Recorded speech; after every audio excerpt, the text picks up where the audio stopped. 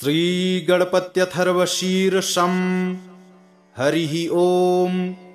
नमस्ते गणपतये त्वमेव प्रत्यक्षं तत्त्वमसि, त्वमेव केवलं कर्तासि, त्वमेव केवलं धर्तासि, त्वमेव केवलं हर्तासि, त्वमेव सर्वं खल्विदं ब्रह्मासि, त्वं साक्षादात्मासि नित्यम्।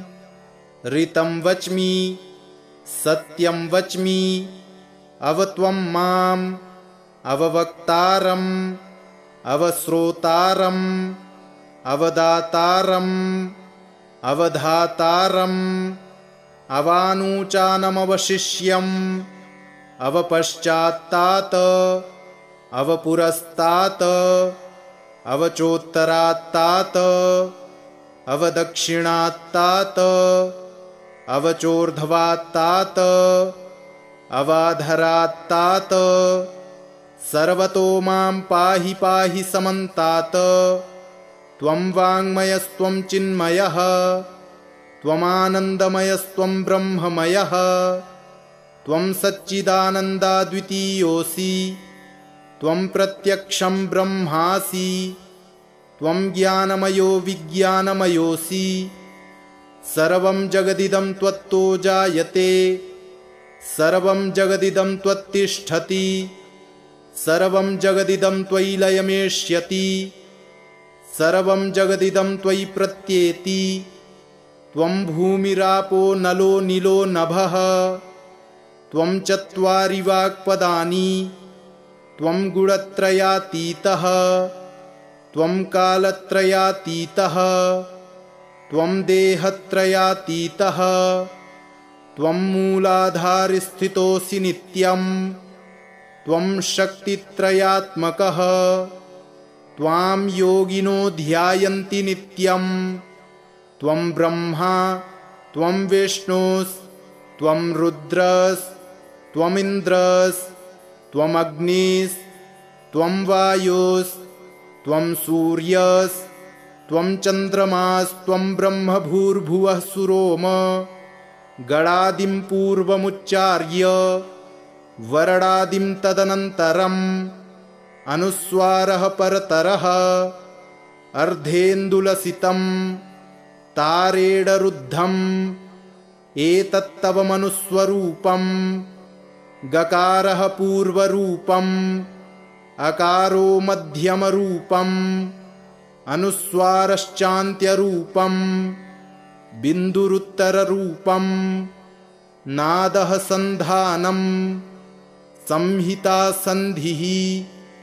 सैषा गणेशविद्या गणकऋषिः, निच्छृद्गायत्री छन्दः, श्रीमहागणपतिर्देवता। ॐ गं गणपतये नमः। एकदन्ताय विद्महे वक्रतुण्डाय धीमहि, तन्नो दन्ती प्रचोदयात्। एकदन्तं चतुर्हस्तं पाशमङ्कुशधारिणम्, अभयं वरदं हस्तैर्बिभ्राणं मूषकध्वजम्, रक्तं लम्बोदरं शूर्पकर्णकं रक्तवाससं, रक्तगन्धानुलिप्ताङ्गं रक्तपुष्पैः सुपूजितं, भक्तानुकम्पिनं देवं जगत्कारणमच्युतम्। आविर्भूतं च सृष्ट्यादौ प्रकृतेः पुरुषात् परम्, एवं ध्यायति यो नित्यं स योगी योगिनां वरः।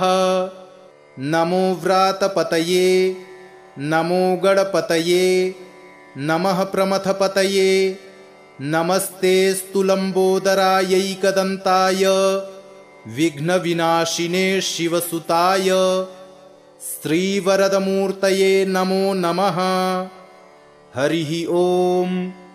नमस्ते गणपतये त्वमेव प्रत्यक्षं तत्त्वमसि, त्वमेव केवलं कर्तासि, त्वमेव केवलं धर्तासि, त्वमेव केवलं हर्तासि, त्वमेव सर्वं खल्विदं ब्रह्मासि त्वं साक्षादात्मासि नित्यं ऋतं वच्मि सत्यं वच्मि अवत्वं माम् अववक्तारम् अवश्रोतारम् अवदातारम् अवधातारम् अवानूचानमवशिष्यम् अवपश्चात्तात् अवपुरस्तात् अवचोत्तरात्तात् अवदक्षिणात्तात् अवचोर्ध्वात्तात् अवाधरात्तात् सर्वतो मां पाहि पाहि समन्तात् त्वं वाङ्मयस्त्वं चिन्मयः त्वमानन्दमयस्त्वं ब्रह्ममयः त्वं सच्चिदानन्दाद्वितीयोऽसि त्वं प्रत्यक्षं ब्रह्मासि त्वं ज्ञानमयो विज्ञानमयोऽसि सर्वं जगदिदं त्वत्तो जायते सर्वं जगदिदं त्वत्तिष्ठति सर्वं जगदिदं त्वयि लयमेष्यति सर्वं जगदिदं त्वयि प्रत्येति त्वं भूमिरापो नलो नीलो नभः त्वं चत्वारि वाक्पदानि त्वं गुणत्रयातीतः त्वं कालत्रयातीतः त्वं देहत्रयातीतः त्वं मूलाधारस्थितोऽसि नित्यं त्वं शक्तित्रयात्मकः त्वां योगिनो ध्यायन्ति नित्यं त्वं ब्रह्मा त्वं विष्णुस्त्वं रुद्रस्त्वमिन्द्रस्त्वम् अग्निस्त्वं वायुस्त्वं सूर्यस्त्वं चन्द्रमास्त्वं ब्रह्म भूर्भुवः सुरोम गणादिं पूर्वमुच्चार्य वरणादिं तदनन्तरम् अनुस्वारः परतरः अर्धेन्दुलसितं तारेडरुद्धम् एतत्तव मनुस्वरूपं गकारः पूर्वरूपम् अकारो मध्यमरूपम् अनुस्वारश्चान्त्यरूपम् बिन्दुरुत्तररूपम् नादः सन्धानम् संहिता सन्धिः सैषा गणेशविद्या गणकऋषिः निच्छृद्गायत्री छन्दः श्रीमहागणपतिर्देवता ॐ गं गणपतये नमः। एकदन्ताय विद्महे वक्रतुण्डाय धीमहि तन्नो दन्ती प्रचोदयात्। एकदन्तं चतुर्हस्तं पाशमङ्कुशधारिणम् अभयं वरदं हस्तैर्बिभ्राणं मूषकध्वजम् रक्तं लम्बोदरं शूर्पकर्णकं रक्तवाससं रक्तगन्धानुलिप्ताङ्गं रक्तपुष्पैः सुपूजितं भक्तानुकम्पिनं देवं जगत्कारणमच्युतम् आविर्भूतं च सृष्ट्यादौ प्रकृतेः पुरुषात् परम् एवं ध्यायति यो नित्यं स योगी योगिनां वरः। नमो व्रातपतये नमो गणपतये नमः प्रमथपतये नमस्ते स्तुलम्बोदरायैकदन्ताय विघ्नविनाशिने शिवसुताय श्रीवरदमूर्तये नमो नमः। हरिः ॐ।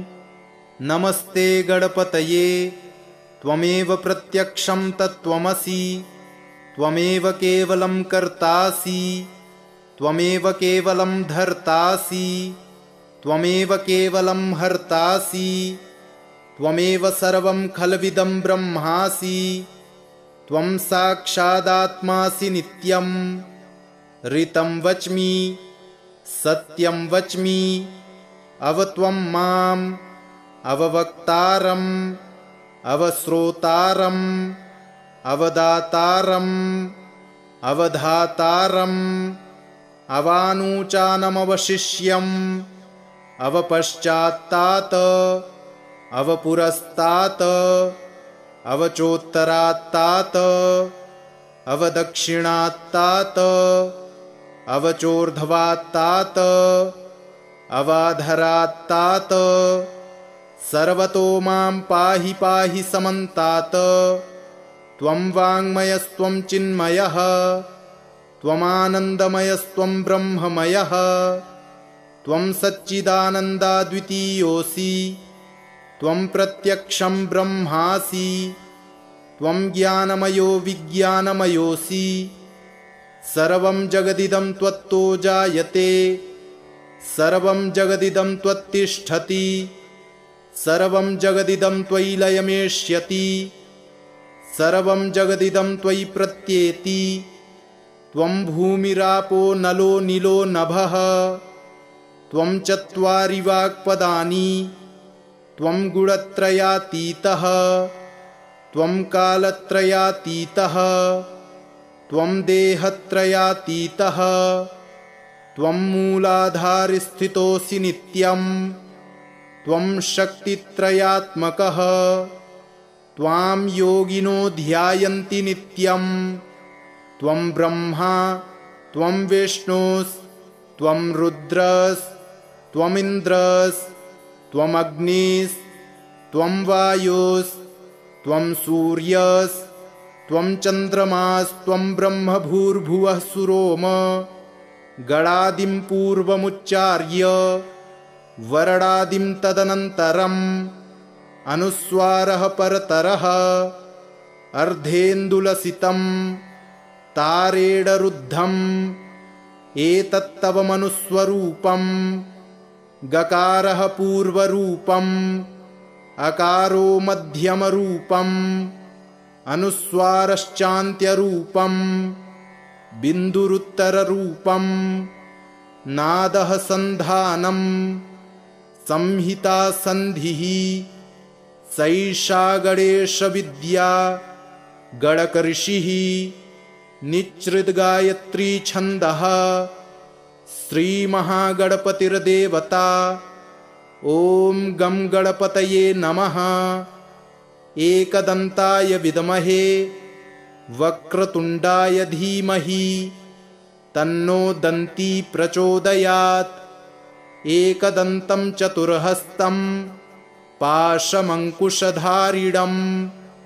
अभयं वरदं हस्तैर्बिभ्राणं मूषकध्वजम् रक्तं लम्बोदरं शूर्पकर्णकं रक्तवाससं रक्तगन्धानुलिप्ताङ्गं रक्तपुष्पैः सुपूजितं भक्तानुकम्पिनं देवं जगत्कारणमच्युतम् आविर्भूतं च सृष्ट्यादौ प्रकृतेः पुरुषात् परम् एवं ध्यायति यो नित्यं स योगी योगिनां वरः। नमो व्रातपतये नमो गणपतये नमः प्रमथपतये नमस्ते स्तुलम्बोदरायैकदन्ताय विघ्नविनाशिने शिवसुताय श्रीवरदमूर्तये नमो नमः। हरिः ॐ। नमस्ते गणपतये त्वमेव प्रत्यक्षं तत्त्वमसि त्वमेव केवलं कर्तासि त्वमेव केवलं धर्तासि त्वमेव केवलं हर्तासि त्वमेव सर्वं खल्विदं ब्रह्मासि त्वं साक्षादात्मासि नित्यं। ऋतं वच्मि सत्यं वच्मि अवत्वं माम् अववक्तारम् अवश्रोतारम् अवदातारम् अवधातारम् अवानूचानमवशिष्यम् अवपश्चात्तात् अवपुरस्तात् अवचोत्तरात्तात् अवदक्षिणात्तात् अवचोर्ध्वात्तात् अवाधरात्तात् सर्वतो मां पाहि पाहि समन्तात्। त्वं वाङ्मयस्त्वं चिन्मयः त्वमानन्दमयस्त्वं ब्रह्ममयः त्वं सच्चिदानन्दाद्वितीयोऽसि त्वं प्रत्यक्षं ब्रह्मासि त्वं ज्ञानमयो विज्ञानमयोऽसि। सर्वं जगदिदं त्वत्तो जायते सर्वं जगदिदं त्वत्तिष्ठति सर्वं जगदिदं त्वयि लयमेष्यति सर्वं जगदिदं त्वयि प्रत्येति।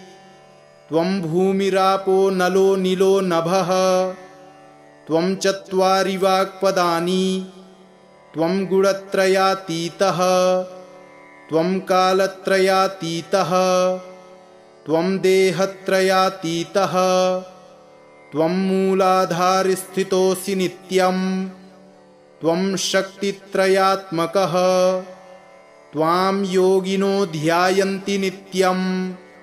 त्वं ब्रह्मा त्वं विष्णुस्त्वं रुद्रस्त्वमिन्द्रस्त्वम् अग्निस्त्वं वायुस्त्वं सूर्यस्त्वं चन्द्रमास्त्वं ब्रह्म भूर्भुवः सुरोम। गणादिं पूर्वमुच्चार्य वरणादिं तदनन्तरम् अनुस्वारः परतरः अर्धेन्दुलसितं तारेणरुद्धम् एतत्तव मनुस्वरूपं। गकारः पूर्वरूपम् अकारो मध्यमरूपम् अनुस्वारश्चान्त्यरूपम् बिन्दुरुत्तररूपम्। नादः सन्धानम् संहिता सन्धिः सैषा गणेशविद्या गणकऋषिः निच्छृद्गायत्री छन्दः। श्रीमहागणपतिर्देवता। ॐ गं गणपतये नमः। एकदन्ताय विद्महे वक्रतुण्डाय धीमहि तन्नो दन्ती प्रचोदयात्। एकदन्तं चतुर्हस्तं पाशमङ्कुशधारिणम् अभयं वरदं हस्तैर्बिभ्राणं मूषकध्वजम्। रक्तं लम्बोदरं शूर्पकर्णकं रक्तवाससं रक्तगन्धानुलिप्ताङ्गं रक्तपुष्पैः सुपूजितं। भक्तानुकम्पिनं देवं जगत्कारणमच्युतम्। आविर्भूतं च सृष्ट्यादौ प्रकृतेः पुरुषात् परम्। एवं ध्यायति यो नित्यं स योगी योगिनां वरः। नमो व्रातपतये नमो गणपतये नमः प्रमथपतये। नमस्ते स्तुलम्बोदरायैकदन्ताय विघ्नविनाशिने शिवसुताय श्रीवरदमूर्तये नमो नमः। हरिः ॐ। नमस्ते गणपतये। त्वमेव प्रत्यक्षं तत्त्वमसि त्वमेव केवलं कर्तासि त्वमेव केवलं धर्तासि त्वमेव केवलं हर्तासि त्वमेव सर्वं खल्विदं ब्रह्मासि। त्वं साक्षादात्मासि नित्यं ऋतं वच्मि सत्यं वच्मि।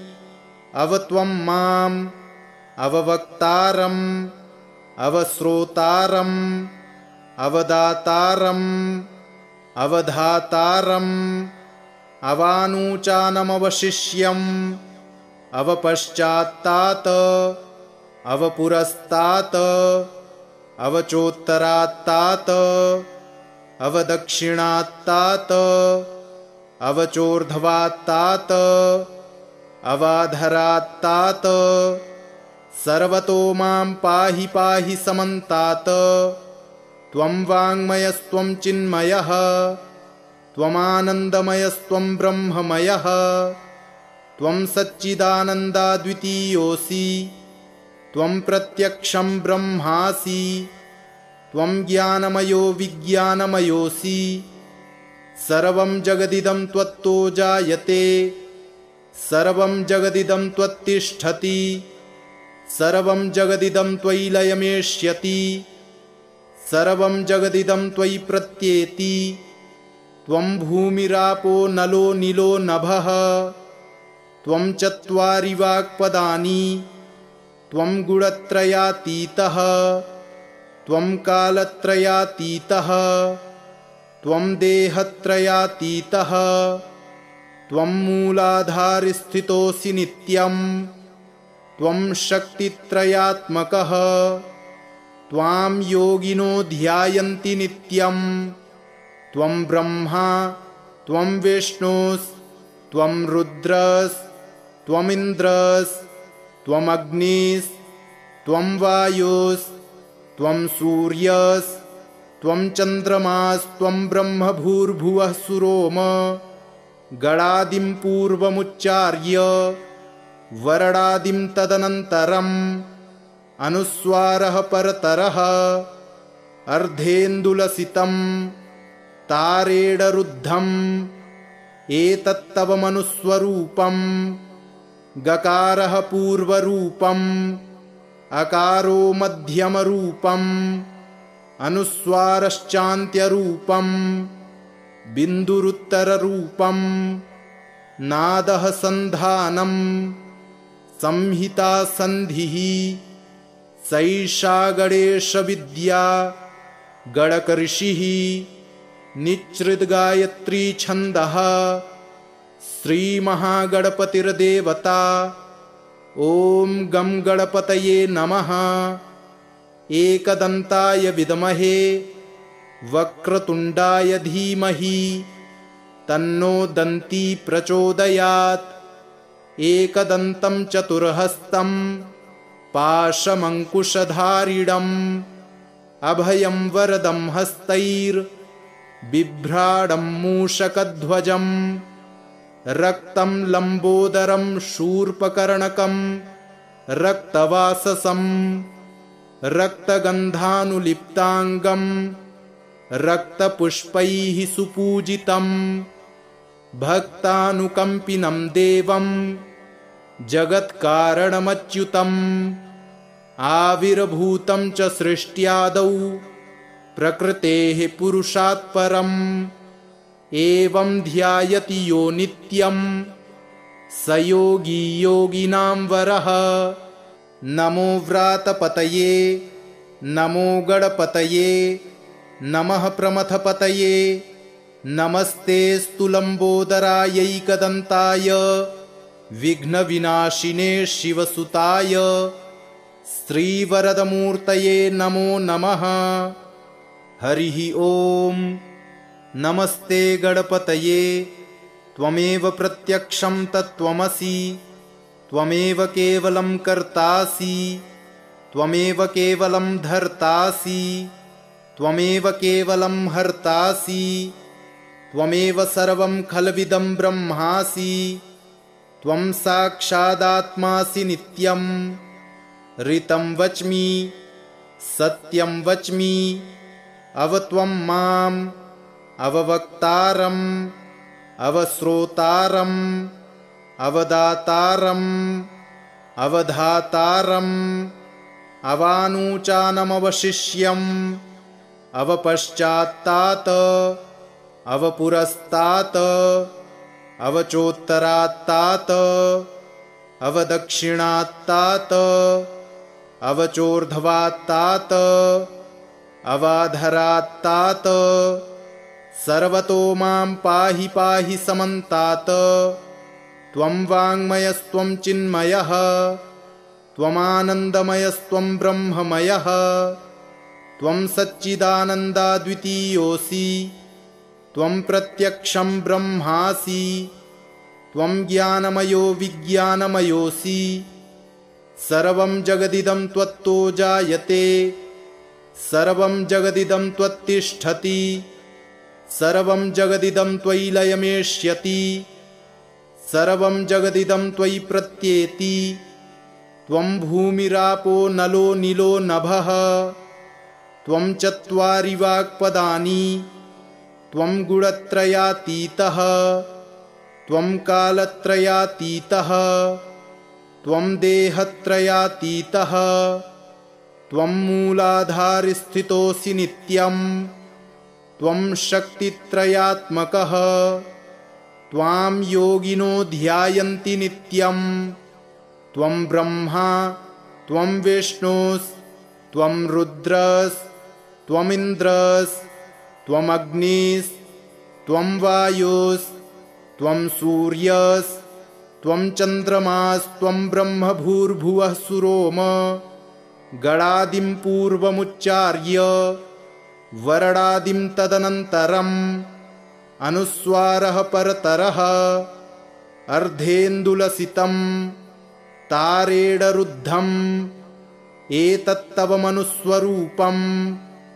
गकारः पूर्वरूपम् अकारो मध्यमरूपम् अनुस्वारश्चान्त्यरूपम् बिन्दुरुत्तररूपम् नादः सन्धानम् संहिता सन्धिः सैषा गणेशविद्या गणकऋषिः निच्छृद्गायत्री छन्दः श्रीमहागणपतिर्देवता ॐ गं गणपतये नमः। एकदन्ताय विद्महे वक्रतुण्डाय धीमहि तन्नो दन्ती प्रचोदयात्। एकदन्तं चतुर्हस्तं पाशमङ्कुशधारिणम् अभयं वरदं हस्तैर्बिभ्राडं मूषकध्वजम् रक्तं लम्बोदरं शूर्पकर्णकं रक्तवाससं रक्तगन्धानुलिप्ताङ्गं रक्तपुष्पैः सुपूजितं भक्तानुकम्पिनं देवं जगत्कारणमच्युतम् आविर्भूतं च सृष्ट्यादौ प्रकृतेः पुरुषात् परम् एवं ध्यायति यो नित्यं स योगी योगिनां वरः। नमो व्रातपतये नमो गणपतये नमः प्रमथपतये नमस्तेऽस्तु लम्बोदरायैकदन्ताय विघ्नविनाशिने शिवसुताय श्रीवरदमूर्तये नमो नमः। हरिः ॐ। नमस्ते गणपतये त्वमेव प्रत्यक्षं तत्त्वमसि त्वमेव केवलं कर्तासि त्वमेव केवलं धर्तासि त्वमेव केवलं हर्तासि त्वमेव सर्वं खल्विदं ब्रह्मासि त्वं साक्षादात्मासि नित्यं ऋतं वच्मि सत्यं वच्मि अवत्वं माम् अववक्तारम् अवश्रोतारम् अवदातारम् अवधातारम् अवानूचानमवशिष्यम् अवपश्चात्तात् अवपुरस्तात् अवचोत्तरात्तात् अवदक्षिणात्तात् अवचोर्ध्वात्तात् अवाधरात्तात् सर्वतो मां पाहि पाहि समन्तात्। त्वं वाङ्मयस्त्वं चिन्मयः त्वमानन्दमयस्त्वं ब्रह्ममयः त्वं सच्चिदानन्दाद्वितीयोऽसि त्वं प्रत्यक्षं ब्रह्मासि त्वं ज्ञानमयो विज्ञानमयोऽसि सर्वं जगदिदं त्वत्तो जायते सर्वं जगदिदं त्वत्तिष्ठति सर्वं जगदिदं त्वयि लयमेष्यति सर्वं जगदिदं त्वयि प्रत्येति त्वं भूमिरापो नलो नीलो नभः त्वं चत्वारि वाक्पदानि त्वं गुणत्रयातीतः त्वं कालत्रयातीतः त्वं देहत्रयातीतः त्वं मूलाधारस्थितोऽसि नित्यं त्वं शक्तित्रयात्मकः त्वां योगिनो ध्यायन्ति नित्यं त्वं ब्रह्मा त्वं विष्णुस्त्वं रुद्रस्त्वमिन्द्रस्त्वमग्निस्त्वं वायुस्त्वं सूर्यस्त्वं चन्द्रमास्त्वं ब्रह्म भूर्भुवः सुरोम गणादिं पूर्वमुच्चार्य वरडादिं तदनन्तरम् अनुस्वारः परतरः अर्धेन्दुलसितं तारेडरुद्धम् एतत्तव मनुस्वरूपम् गकारः पूर्वरूपम् अकारो मध्यमरूपम् अनुस्वारश्चान्त्यरूपम् बिन्दुरुत्तररूपम् नादः सन्धानम् संहिता सन्धिः सैषा गणेशविद्या गणकऋषिः निच्छृद्गायत्री छन्दः श्रीमहागणपतिर्देवता ॐ गं गणपतये नमः। एकदन्ताय विद्महे वक्रतुण्डाय धीमहि तन्नो दन्ती प्रचोदयात्। एकदन्तं चतुर्हस्तं पाशमङ्कुशधारिणम् अभयं वरदं हस्तैर्बिभ्राडं मूषकध्वजम् रक्तं लम्बोदरं शूर्पकर्णकं रक्तवाससं रक्तगन्धानुलिप्ताङ्गं रक्तपुष्पैः सुपूजितं भक्तानुकम्पिनं देवं जगत्कारणमच्युतम् आविर्भूतं च सृष्ट्यादौ प्रकृतेः पुरुषात् परम् एवं ध्यायति यो नित्यं स योगी योगिनां वरः। नमो व्रातपतये नमो गणपतये नमः प्रमथपतये नमस्तेऽस्तु लम्बोदरायैकदन्ताय विघ्नविनाशिने शिवसुताय श्रीवरदमूर्तये नमो नमः। हरिः ॐ। नमस्ते गणपतये त्वमेव प्रत्यक्षं तत्त्वमसि त्वमेव केवलं कर्तासि त्वमेव केवलं धर्तासि त्वमेव केवलं हर्तासि त्वमेव सर्वं खल्विदं ब्रह्मासि त्वं साक्षादात्मासि नित्यं ऋतं वच्मि सत्यं वच्मि अवत्वं माम् अववक्तारम् अवश्रोतारम् अवदातारम् अवधातारम् अवानूचानमवशिष्यम् अवपश्चात्तात् अवपुरस्तात् अवचोत्तरात्तात् अवदक्षिणात्तात् अवचोर्ध्वात्तात् अवाधरात्तात् सर्वतो मां पाहि पाहि समन्तात्। त्वं वाङ्मयस्त्वं चिन्मयः त्वमानन्दमयस्त्वं ब्रह्ममयः त्वं सच्चिदानन्दाद्वितीयोऽसि त्वं प्रत्यक्षं ब्रह्मासि त्वं ज्ञानमयो विज्ञानमयोऽसि सर्वं जगदिदं त्वत्तो जायते सर्वं जगदिदं त्वत्तिष्ठति सर्वं जगदिदं त्वयि लयमेष्यति सर्वं जगदिदं त्वयि प्रत्येति त्वं भूमिरापो नलो नीलो नभः त्वं चत्वारि वाक्पदानि त्वं गुणत्रयातीतः त्वं कालत्रयातीतः त्वं देहत्रयातीतः त्वं मूलाधारस्थितोऽसि नित्यं त्वं शक्तित्रयात्मकः त्वां योगिनो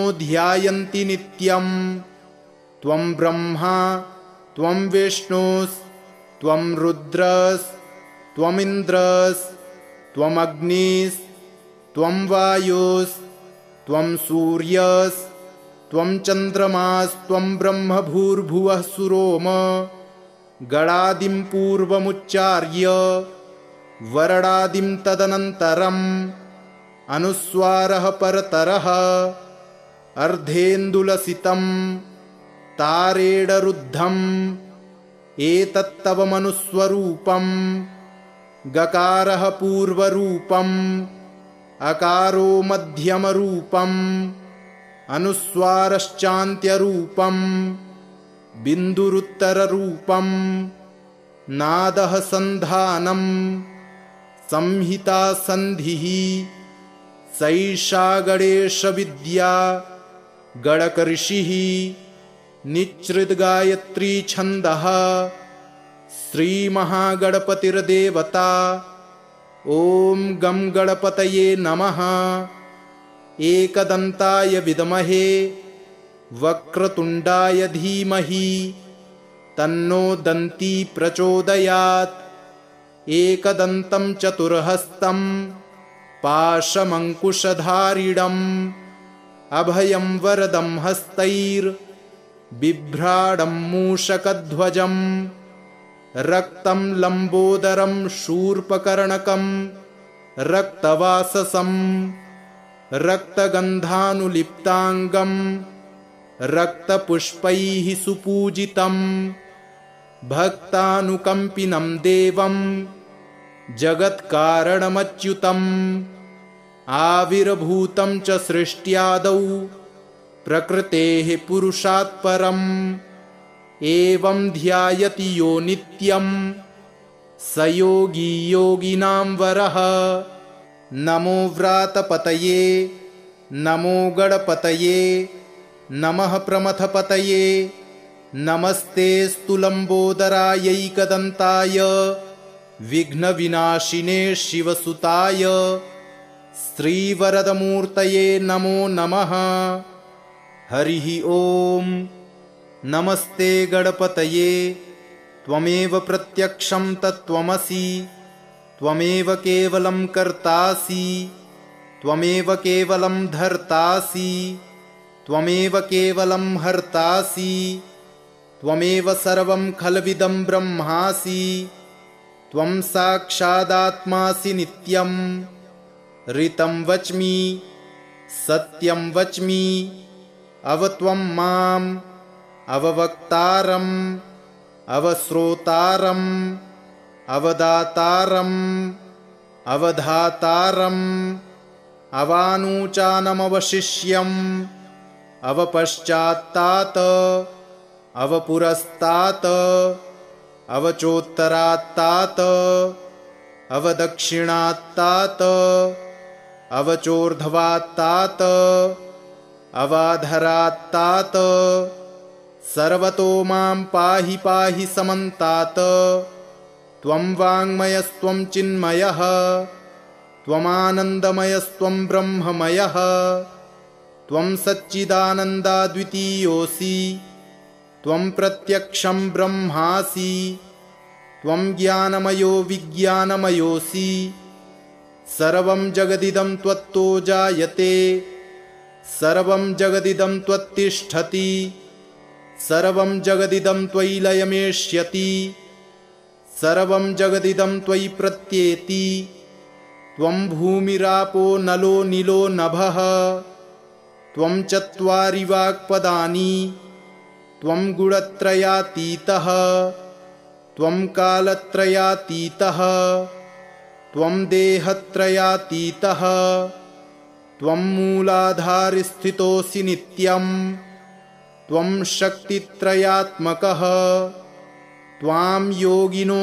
ध्यायन्ति नित्यं त्वं ब्रह्मा त्वं विष्णुस्त्वं रुद्रस्त्वमिन्द्रस्त्वम् अग्निस्त्वं वायुस्त्वं सूर्यस्त्वं चन्द्रमास्त्वं ब्रह्म भूर्भुवः सुरोम गणादिं पूर्वमुच्चार्य वरणादिं तदनन्तरम् अनुस्वारः परतरः अर्धेन्दुलसितं तारेडरुद्धम् एतत्तव मनुस्वरूपम् गकारः पूर्वरूपम् अकारो मध्यमरूपम् अनुस्वारश्चान्त्यरूपम् बिन्दुरुत्तररूपं नादः सन्धानं संहिता सन्धिः सैषा गणेशविद्या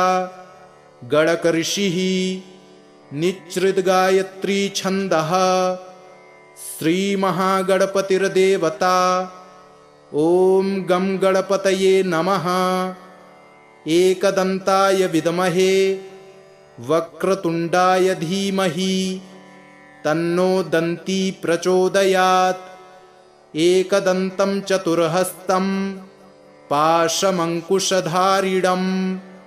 अभयं वरदं हस्तैर्बिभ्राणं मूषकध्वजम् रक्तं लम्बोदरं शूर्पकर्णकं रक्तवाससं रक्तगन्धानुलिप्ताङ्गं रक्तपुष्पैः सुपूजितं भक्तानुकम्पिनं देवं जगत्कारणमच्युतम् आविर्भूतं च सृष्ट्यादौ प्रकृतेः पुरुषात् परम् एवं ध्यायति यो नित्यं स योगी योगिनां वरः। नमो व्रातपतये नमो गणपतये नमः प्रमथपतये नमस्तेऽस्तु लम्बोदरायैकदन्ताय विघ्नविनाशिने शिवसुताय श्रीवरदमूर्तये नमो नमः। हरिः ॐ। नमस्ते गणपतये त्वमेव प्रत्यक्षं तत्त्वमसि त्वमेव केवलं कर्तासि त्वमेव केवलं धर्तासि त्वमेव केवलं हर्तासि त्वमेव सर्वं खल्विदं ब्रह्मासि त्वं साक्षादात्मासि नित्यं ऋतं वच्मि सत्यं वच्मि अवत्वं माम् अववक्तारम् अवश्रोतारम् अवदातारम् अवधातारम् अवानूचानमवशिष्यम् अवपश्चात्तात् अवपुरस्तात् अवचोत्तरात्तात् अवदक्षिणात्तात् अवचोर्ध्वात्तात् अवाधरात्तात् सर्वतो मां पाहि पाहि समन्तात्।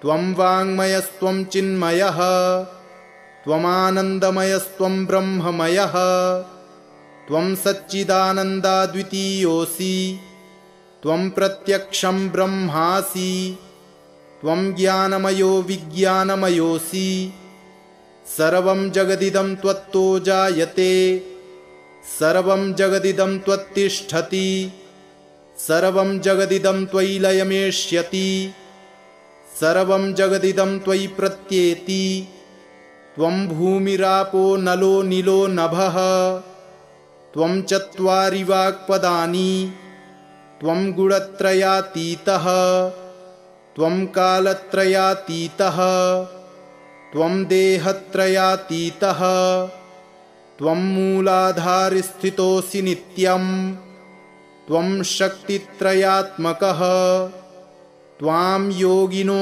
ध्यायन्ति नित्यं त्वं ब्रह्मा त्वं विष्णुस्त्वं रुद्रस्त्वमिन्द्रस्त्वम् अग्निस्त्वं वायुस्त्वं सूर्यस्त्वं चन्द्रमास्त्वं ब्रह्म भूर्भुवः सुरोम गणादिं पूर्वमुच्चार्य वरणादिं तदनन्तरम् अनुस्वारः परतरः अर्धेन्दुलसितं तारेणरुद्धम् एतत्तव मनुस्वरूपं गकारः पूर्वरूपम् अकारो मध्यमरूपम् अनुस्वारश्चान्त्यरूपम् बिन्दुरुत्तररूपं नादः सन्धानं संहिता सन्धिः सैषा गणेशविद्या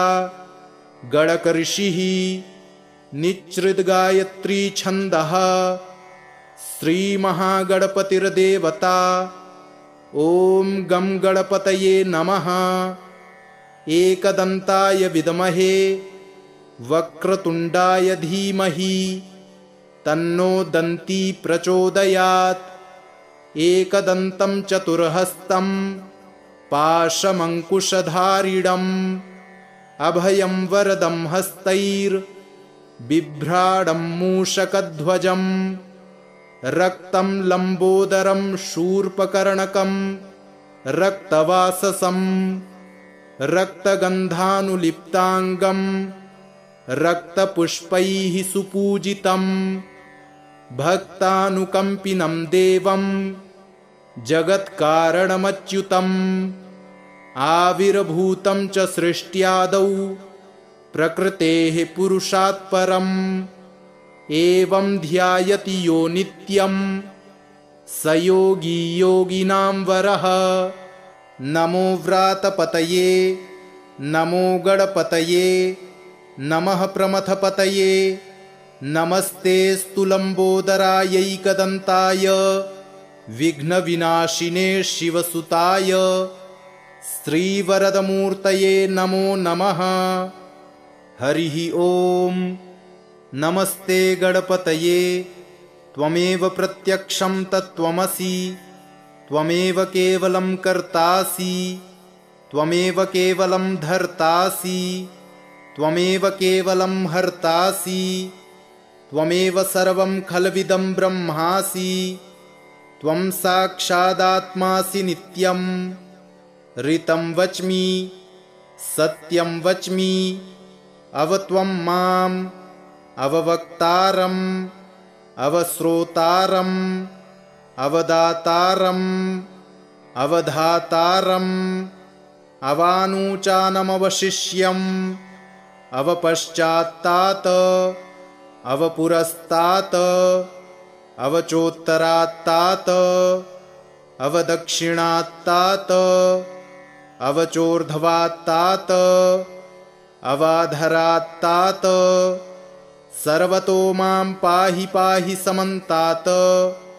त्वं वाङ्मयस्त्वं चिन्मयः त्वमानन्दमयस्त्वं ब्रह्ममयः त्वं सच्चिदानन्दाद्वितीयोऽसि त्वं प्रत्यक्षं ब्रह्मासि त्वं ज्ञानमयो विज्ञानमयोऽसि सर्वं जगदिदं त्वत्तो जायते सर्वं जगदिदं त्वत्तिष्ठति सर्वं जगदिदं त्वयि लयमेष्यति सर्वं जगदिदं त्वयि प्रत्येति त्वं भूमिरापो नलो नीलो नभः त्वं चत्वारि वाक्पदानि त्वं गुणत्रयातीतः त्वं कालत्रयातीतः त्वं देहत्रयातीतः त्वं मूलाधारस्थितोऽसि नित्यम् त्वं शक्तित्रयात्मकः त्वां योगिनो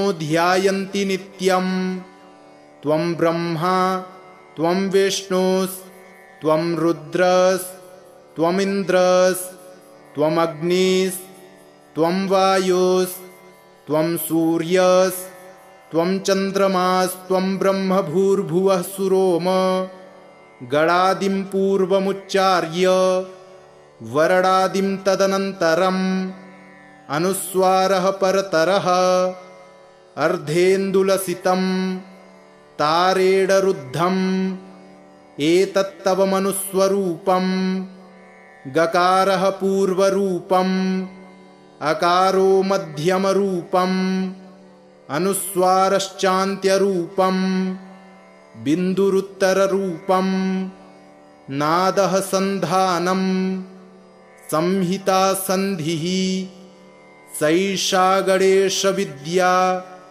गणकऋषिः निच्छृद्गायत्री छन्दः श्रीमहागणपतिर्देवता। ॐ गं गणपतये नमः। एकदन्ताय विद्महे वक्रतुण्डाय धीमहि तन्नो दन्ती प्रचोदयात्।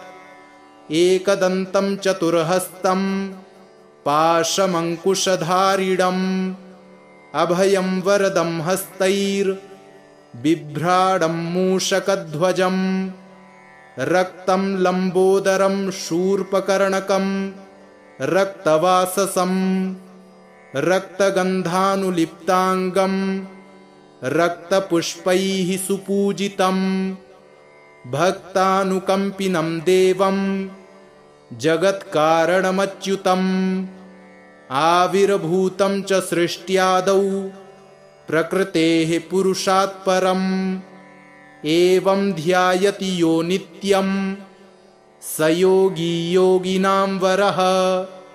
नमो व्रातपतये नमो गणपतये नमः प्रमथपतये नमस्तेऽस्तु लम्बोदरायैकदन्ताय विघ्नविनाशिने शिवसुताय श्रीवरदमूर्तये नमो नमः। इति श्रीगणपति अथर्वशीर्षं सम्पूर्णम्।